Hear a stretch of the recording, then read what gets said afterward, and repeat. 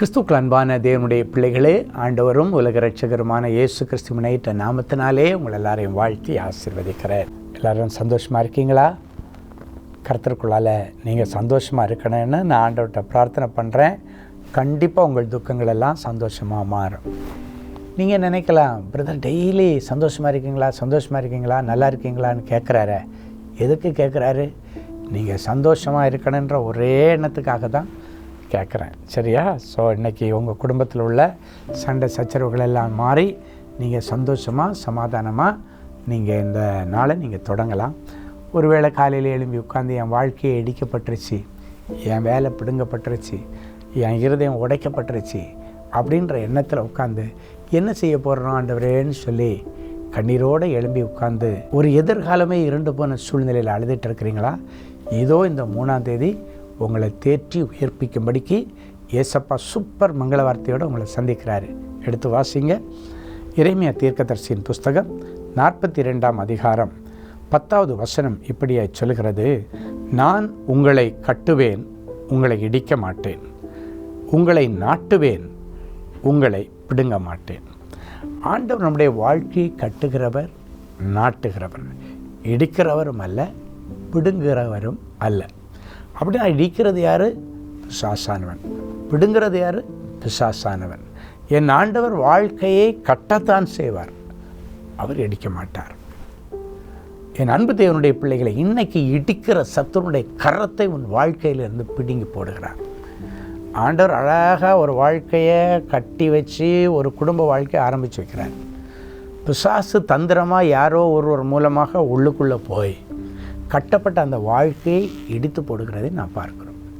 ஆனால் தான் ஆண்டவர் சொன்னார், புத்தியுள்ள ஸ்திரீ தன் வீட்டை கட்டுவாள், புத்தி இல்லாதவளோ தன் கையாலே அதை இடித்து போடுவாள். எப்படி புத்தி உள்ள ஸ்திரீ புத்தி இல்லாதவளாய் மாறுகிறாள்? அவருடைய புத்தி மாறாட்டத்திற்கு பிசாசுக்கு இடம் கொடுத்தாள். அவருடைய புத்தியை மாறாட்டம் பண்ணும்படிக்கு ஏதோ ஒரு மனுஷனை பிசாசு கையில் எடுத்து அவங்க மூலமாக தூர ஆலோசனை கொடுத்து, புருஷனை பிரிச்சுட்டு வெளியே போயிரு, உன் மாமியார் சொல்கிறத கேட்காத, ஆரம்பத்தில் இந்த வேலையெல்லாம் செய்திடாத, ஒன்று அப்படியே போட்டு அமைக்கிடுவா உன் மாமியார். அப்போ இப்படிப்பட்ட துர் ஆலோசனைகளை ஒருத்தர் மூலமாக பிசாசு உள்ளே கொண்டு வந்து அந்த குடும்ப வாழ்க்கையை இடிக்கிறதுக்கு பிளான் பண்ணும்போது புத்தி இல்லாத ஸ்திரீ அதை எடுத்துக்கொண்டு தன் வாழ்க்கையை தானே நாசமாக்கி போடுகிறாள், தன் வாழ்க்கையை தானே இடித்து போடுறாள்.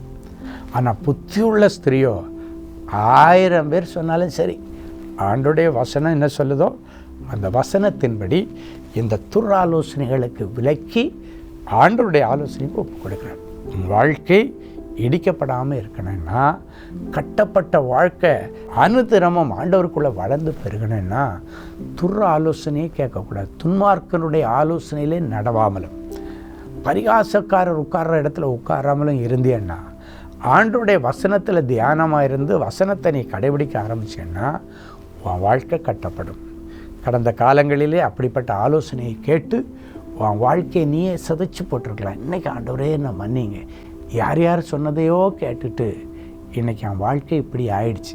இதில் ஒரு காரியத்தை நீங்கள் நினைங்க. உங்களுக்கு துர் ஆலோசனை சொல்கிறவன் அவன் புருஷன் கூட உட்காந்து சந்தோஷமாக தான் இருப்பான். ஆனால் அந்த ஆலோசனையை கேட்குற நீ உன் புருஷனை விட்டு பிரிஞ்சிருவேன். நீ திரும்பி பார்த்தீங்கன்னா அவங்க நல்லா இருப்பாங்க, ஆனால் நீ பிரிஞ்சு கிடப்ப. இடம் கொடுக்கவே கொடுக்காதீங்க. யார் என்ன ஆலோசனை சொன்னாலும் வசனத்தின்படி நிதானித்து அறிகிற கிருபையை கர்த்தர் அன்னைக்கு தருவாரார். அது மட்டும் இல்லை, ஆண்டவர் பிடுங்குகிறவர் அல்ல, நாட்டுகிறவர். வேலை இன்னைக்கு பிறகு நாட்டப்படும், பெர்மனண்டாக இருக்கும். ஆண்டவர் சொல்கிறார், உனக்கு நல்ல ஒரு வியாபார ஸ்தலத்தில் உன்னை கொண்டு போய் நாட்டுவேன், நல்ல ஒரு ஊழிய ஸ்தலத்தில் உன்னை கொண்டு போய் நாட்டுவேன், நல்ல ஒரு அரசாங்க உத்தியோகத்தில் உன்னை கொண்டு போய் நாட்டுவேன். நாட்டுறது எதுக்கு அடையாளம்னா, ஆண்டவர் நாட்டினா அதை ஒருவனும் பிடுங்க முடியாது.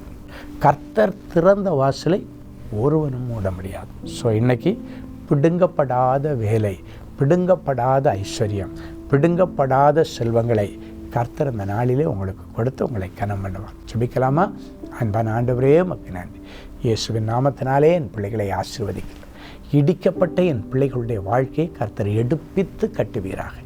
இடிந்து கிடந்த தாவீதின் கூடாரத்தை எடுப்பித்து கட்டி ராஜ மேன்மையை கொடுத்த ஆண்டவர் என் பிள்ளைகளுக்கும் அப்படியே செய்வீராக. இடிந்து கிடந்த ரூத்தினுடைய வாழ்க்கையை கட்டி எழுப்பி நல்ல வாழ்க்கை துணை அமைச்சு கொடுத்து நல்ல சந்ததியை கொடுத்து அவளை ஆசீர்வதித்த ஆண்டவர் இப்பொழுதும் இடிந்து கிடக்கிற பிள்ளைகளுடைய வாழ்க்கையிலே ரூத்திற்கு அற்புதம் செய்தது போல ஒரு அற்புதத்தை செய்து அவர்களை கட்டி எழுப்புவீராக. இள வயதின் விதவைகளை கர்த்தர் நினைத்தருளும் சுவாமி. பிரிந்து கிடக்கிற குடும்பங்களை கர்த்தர் ஒன்றாக இணைந்து அந்த திராட்சை தோட்டத்தை சத்துரு தொடாதபடி சுற்றிலும் அக்கினி அதில் போட்டு பாதுகாத்து கொள்ளுங்கப்பா. அது மட்டுமல்ல, என் பிள்ளைகளுடைய குடும்பத்தில் யார் யாருடைய வேலை பிடுங்கப்பட்டதோ, யார் யாருடைய பதவி பறிக்கப்பட்டதோ, யார் யாருடைய அதிகாரங்கள் பறிக்கப்பட்டதோ, யார் யாருடைய வீடு பறிக்கப்பட்டிருக்கிறதோ, சொத்து பறிக்கப்பட்டிருக்கிறதோ, அவை எல்லாவற்றையும் மறுபடியும் என் பிள்ளைகளுக்கு கொடுத்து பிடுங்கப்பட்டவைகளை மறுபடியும் ஆண்டவர் மீட்டு கொடுத்து என் பிள்ளைகளை சந்தோஷமாக இந்த பூமியிலே வாழ வைப்பீராக. இயேசுவின் மூலம் பிதாவே, ஆமென். என் அன்பு தேவனுடைய பிள்ளைகளே, ரொம்ப சந்தோஷமான ஒரு நல்ல செய்தியை நான் உங்களுக்கு சொல்லுகிறேன். இப்போ நீங்கள் ஒரு குட்டி மங்கள வார்த்தை கேட்டுட்டீங்க. ஆனால் இன்றைக்கி நமக்கு அன்பரின் பாதத்தில் ஒரு நாள் கூட்டம். நீங்கள் டிவியிலெல்லாம் பார்த்துருப்பீங்க, இல்லைன்னாச்சுன்னா யூடியூப்பில் பார்த்துருப்பீங்க. நிறைய பேர் சாட்சி சொல்லுவாங்க, 18 வருஷமாக குழந்தை இல்லை, நான் அன்பரின் பாதத்தில் ஒரு நாள் போனேன், எனக்கு ஆண்டவர் ஆசீர்வாதமான பிள்ளையை கொடுத்தாரு. நான் 10 வருஷம் வேலை இல்லாமல் இருந்தேன், அன்பரின் பாதத்தில் போனேன், ஐயா மூலமாக ஆண்டவர் மங்கள வார்த்தை கொடுத்தாரு. இன்றைக்கி நான் நினச்சதோட நல்ல சம்பளத்தில் இருக்கிறேன், நல்ல இடத்துல இருக்கிறேன், நல்ல தேசத்தில் கர்த்தர் குடியுரிமை கொடுத்தார்.